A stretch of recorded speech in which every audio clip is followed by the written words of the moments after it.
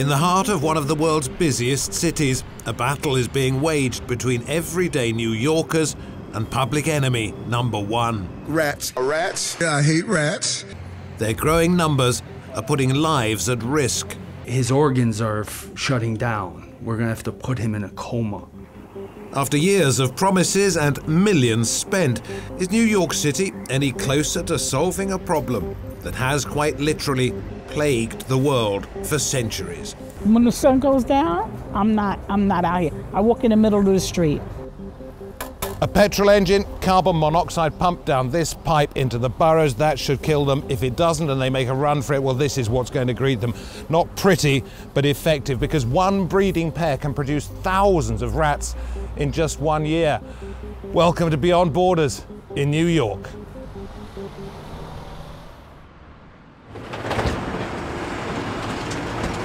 It is a day just like any other for the sanitation workers of New York. As the city wakes, garbage teams have been at work for hours. 12,000 tons of rubbish a day, dealt with by an army of almost 8,000 collectors. The men and women on the front line of New York's war on rats. The dogs, the mice, they're all urinating on these bags, and then we're picking them up. So the main thing is, guys, got to wash their hands constantly after this route. You got to stay on top of your hygiene. And it's a job that can kill. Sean McCann and Patrick Cronin both found themselves extremely ill. Patrick and Sean caught Leptospirosis, a bacterial infection that can be fatal and often comes after contact with rats' urine, found in piles of garbage that have to be collected by hand. These rats aren't like typical house rats or house mice. They're dirty, they're sick, and they pose a threat to the workforce. It's not a very pretty job sometimes when you cycle the truck. You know, you get splashed with things and eyes, ears, mouth, all avenues where you can get this sickness from. It was the fact that Sean had already had what's also known as Wheels disease that ultimately saved the life of a friend he calls his truck brother. Patrick's symptoms were so severe, doctors prepared for the worst. Everyone's all around me. They don't know what's going on. They're like, look, his organs are shutting down. We're gonna have to put him in a coma. What religion is he? In case we have to administer last rites. We have pastors and priests here. Thank God there was a team of doctors there, and the infectious disease doctor was from India, and she recognized the leptospirosis when my wife said it. And there's a common infection in her country where she came from. She knew right away what to test me for and what antibiotics that I would need. And they administered that to me right away. And you know, within, I'd want to say like a 24-hour period, I started showing signs of, you know, reduced symptoms. Cases of wheals are on the rise in New York City, and the Sanitation Union's president is pushing for more protection for his workers. The thing is not to keep this under wraps. The thing is to open this up and make everybody. This isn't just sanitation workers. Our percentage is up. Sanitation workers are up. They're up on this disease. But it's also the public is getting it now. We can't just do it the old way no more. Everybody should know about this. New laws? Yes, please, says Harry. But what he would most like to see is nothing. No more rats.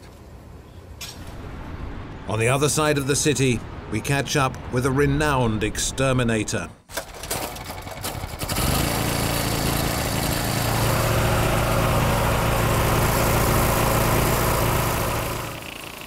Matt Diodata has been in the rat-killing business for more than 40 years.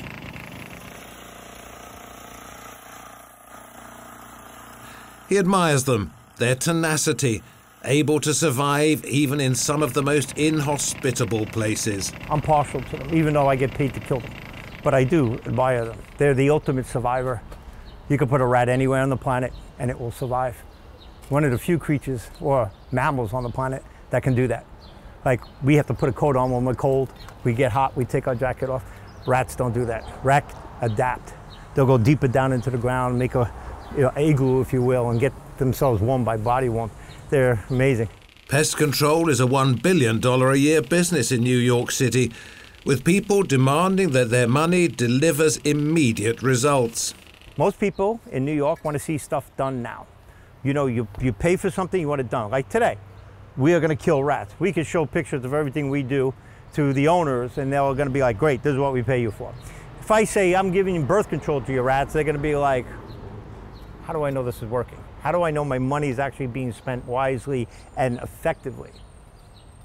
I can't answer that. Carbon monoxide extermination is a new weapon.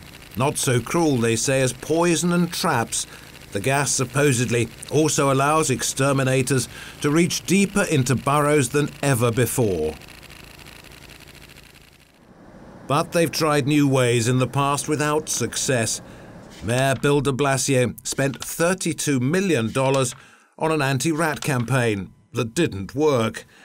And even before he took office, the current mayor, Eric Adams, then Brooklyn Borough President, touted a rat drowning bucket as the future of rat extermination. 5 years on, the mayor's end-all solution is now solely for the private sector. They come up the ladder. Yeah. They walk across here, and they come in, and they end up there. I tell you what, the smell is just something else. Well, How long have they been there? This has been here for about 4 days, 5 days, but we had a couple of hot days. It's not nice. It's not nice, the smell. How many rats do you think you've got rid of in your time doing this? You said what? I got 5 years? No, right Since before. 2019. Right. I got one client. I'm in many of his buildings in the city, over 22,000. Tens and tens of thousands. You talk about one client, 22,000 rats. Right. I got. Do you think, sorry to interrupt, do you think you're actually bringing down the rat population in New York, or are they actually beating you? I am having a positive effect in any area I'm specifically or directly in. That's not answering the question. The answer is, do you think the numbers are going down? In New York? Yeah. No, because it got to be a universal solution. It has to be where many people are partaking in the problem. So there you got the rat trap back at this restaurant, but right next door to it, take a look at this. The one thing they say you shouldn't have is unsecured trash. The rats can get in. But it's us, not them. The rubbish we create that they simply follow. So are they unfairly maligned as monsters? Consider that across history, people smell a rat when something is wrong. The rat race is pressure at its worst. Rats don't care about others. They leave sinking ships, and dishonest people rat on one another. Maybe it's time for rats to fight back. Time for some positive PR in this part of Manhattan.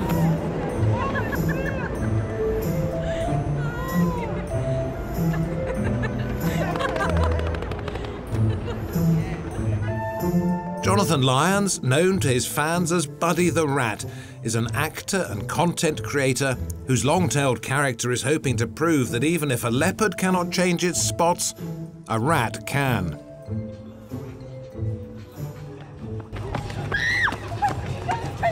Well, Buddy's definitely an expression of New York City. It's an expression of my time in New York City. They're intelligent and they're social mammals. Any New Yorker knows you think about rats a lot. You see them down in the subway or walking down the street and they run across from a garbage bags or something. And they're kind of part of the landscape and just one of those things. He believes most New Yorkers aren't as bothered as the mayor makes out. The presence of rats has been a part of the cultural and political landscape since the beginning of New York City. Most people think it's kind of silly how the city made a rat czar position and it clearly just feels like one person's weird, obsession with something that most regular New Yorkers don't care that much about. So Buddy's asking for understanding, not wholesale slaughter. And there are others who want the rodent hunters not to go rogue. It's much easier to call rats filthy, nasty creatures and to villainize them in this cartoonish way than it is to point your finger at New Yorkers and say, you are filthy, nasty creatures who are leaving the streets filled with mountains of garbage, and you need to change your ways. People aren't as happy to hear that as, you know, as they are to hear the mayor grandstanding at a press conference about how he's going to kill all the rats. So we need to clean up our streets, we need to change the way we're dealing with garbage, and to be fair, that is starting to happen. There is a movement towards doing that, and we've seen some, you know, new garbage cans being introduced that do contain the garbage properly. We're seeing new regulations being put into place about how buildings manage their garbage. All of that will help, but it needs to be a massive citywide effort.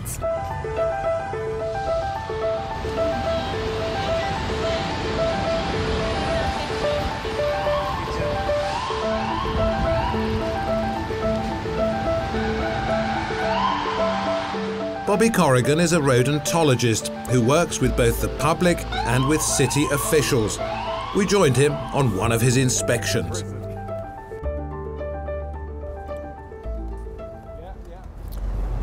So there are folks here. Yes. And look, trash. Yes, yes. And they're all eating, right?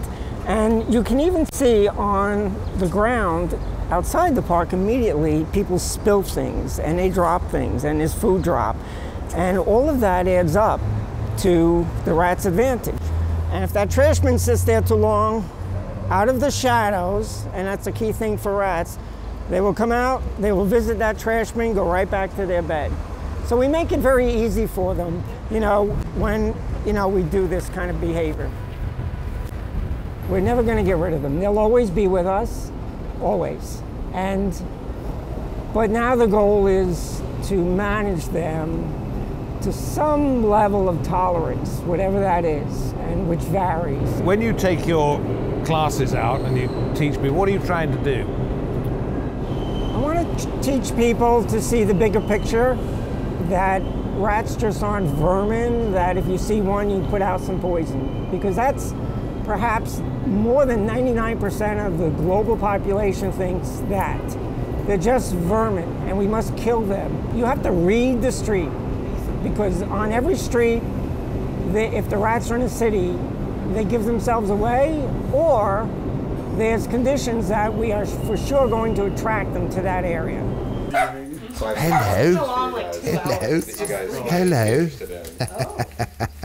Later that evening, we meet a decorated hero in the war on rats. The City Council citation, Luna the dog. We have an outstanding citizen, one whom is worthy of the esteem of both our community and the great city of New York. Let's go and see her doing her work.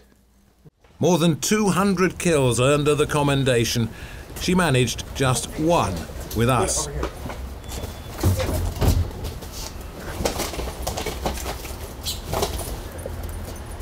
It's in there.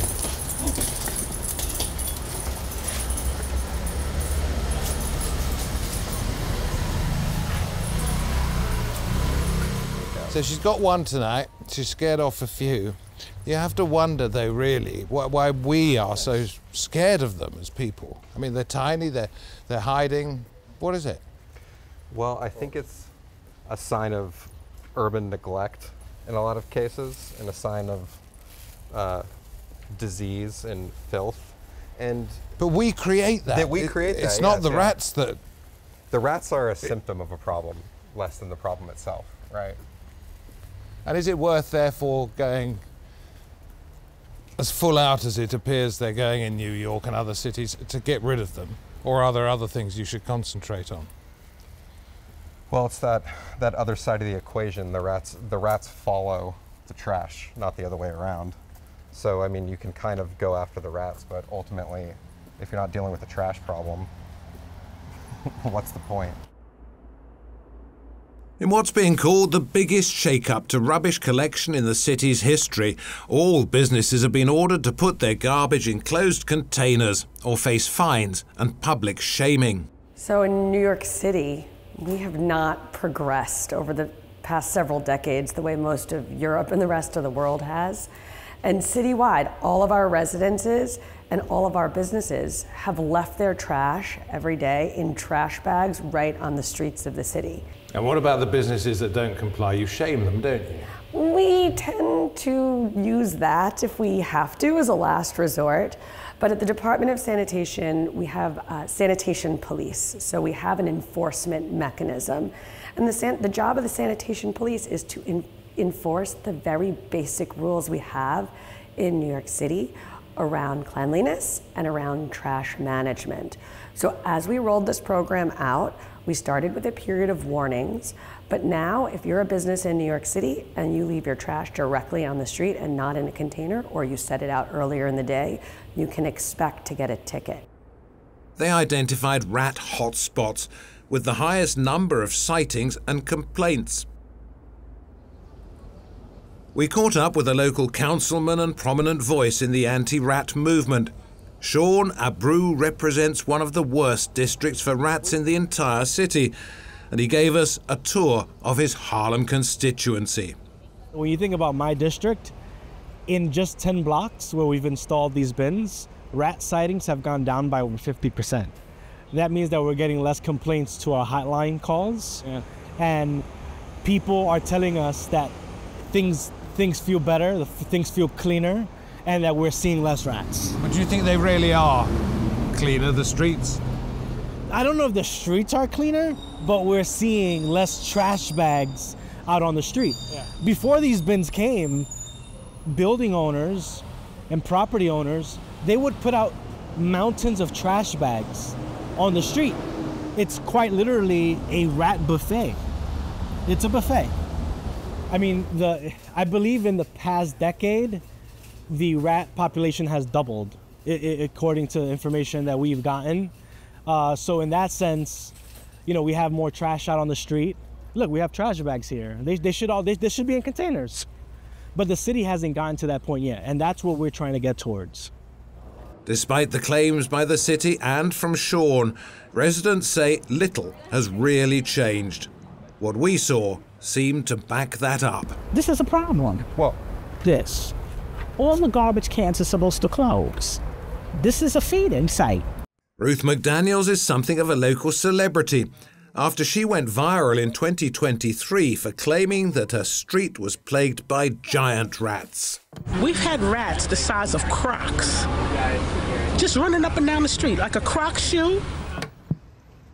A year on, Ruth is still fighting with sanitation officials who she believes are not enforcing the citywide trash laws that they are supposed to uphold.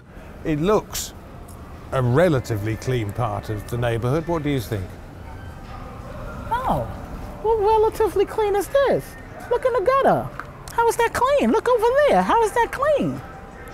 This is not acceptable. This is not clean. I hose down the block myself.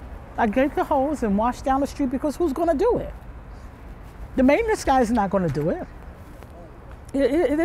This is crazy. They eat in their car, they take it out their car, the food, and just, with all the cans here, it should be nothing in that street. But when you make calls to sanitation like today, and something like that happens, do you think they're right to say what they're doing is working? I think it's counterproductive. I think that there's an initiative and something being done, but if everything is not working as a fine-tuned machine and people are dropping the ball, you have to go to the source. Like that supervisor, he's a problem. And I told my neighbor who was standing here, I said, he needs to go. Like, why are we allowing that to be acceptable? This is 2024. We should not have vermin just walking around the street with us like it's an acceptable process. Education then, not necessarily extermination. So deep down below the nest, there's probably about 12 rats sleeping right now. Is what Caroline Bragdon is talking about with her regular walkabouts and monthly rat university sessions. We have a whole city approach. We try to work in a very holistic way across neighborhoods, addressing all the different types of property you would find in a neighborhood. The problem is, as you may have noted, it's very hard to control conditions, right? As one property owner cleans up, another one may sell their property and it may be abandoned for a little while. So we're constantly having to come back, reassess neighborhoods, look for changing conditions, and basically work with property owners to educate them on solutions. During our walk, we meet locals who claim that despite their complaints to both landlords and the city, little has been done. You got to bang on the garbage cans before you put the garbage in, because kids are even afraid to open them. They jump out. It's terrible the way they are. At night, they jump in the cars, eating all the wires in the cars and everything. And it's like they're not getting under control. It's getting worse and worse. Well, the city says it's doing as much as it can at the moment. But what is as much as it can? Because this was, they all started coming out after COVID. It is after true. COVID, and then, you know, they pick up the garbage. They say they still leave the garbage there. They come after 4 to take it out at the 4, and they still do overnight. They still overnight, so they're just jumping in and out of the garbage cans. See this? Somebody's tried to patch it up. It's completely useless. There are burrows underneath here where the rats can get in. The guys sitting on this stoop say every night there are rats, and you have to go somewhere else if you want to sit out. Exactly. You complain every week? Yeah, every week. To get you anywhere? No, not at all. Ignored by the city perhaps, but not by this man. Kenny Bulwark is rat hunting, but only for paying visitors and his camera. He wants to embarrass the city into dealing with major rat infestations in some of New York's poorest neighborhoods. Tonight we're on a rat tour. I go to rat-infested locations to show people from around the world and around the city how bad the rat problem is, but also take action against all the rats that we're seeing out here tonight by reporting the rats to the city agency and the health department.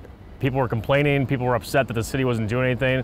So I thought, why not try and make it a challenge to try to get rid of the rats in certain situations or certain areas where it's a bad problem. I have families come, I have father, son, mother, daughter, everybody you can think of. It's funny that no one from the city of New York really wants to talk about it, but it is a big problem in New York City that people need to understand how to combat it themselves if they don't have the financial means to hire an exterminator or get rid of rats on their, like those areas that we've been to tonight where you're living in an apartment and there's rats running outside your front lawn. Rat sightings are said to be down. Perhaps the numbers are falling too. But if that really is the case, the long-term question is how to keep things that way. Well, there are those now who think that rats can actually be stopped from breeding.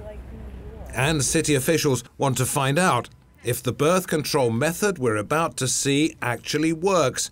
It's become part of their long-term plan. If you try to kill them, you won't get them all. The ones you don't get reproduce. This is sustainable. It will not poison. You slowly reduce reproduction.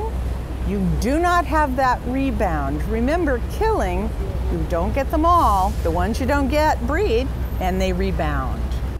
Using natural ingredients that were originally being studied as a cure for arthritis, Dr. Loretta Mayer is hoping this method can become the first line of defense in effectively managing rodent populations in cities across the world. This is a small pellet. Take a sniff.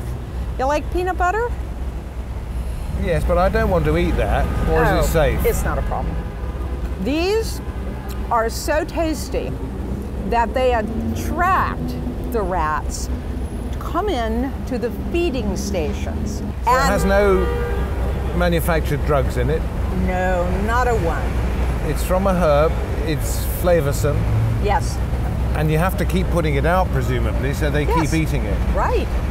But you start feeding, say you start feeding 1 million rats, in 6 months' time, you'll be feeding 100,000.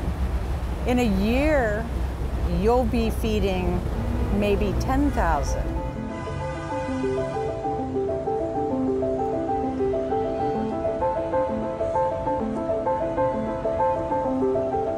From the sanitation workers on the front lines to the community activists and scientists seeking sustainable solutions, The war for control of New York streets continues. And while quick fixes may win the mayor and his administration short-term praise, until New York addresses its deeper issue of effective waste management, the rats will keep on coming. For now, though, the answer is hard to find. Maybe it's going to be just like the rats themselves, elusive, but out there somewhere.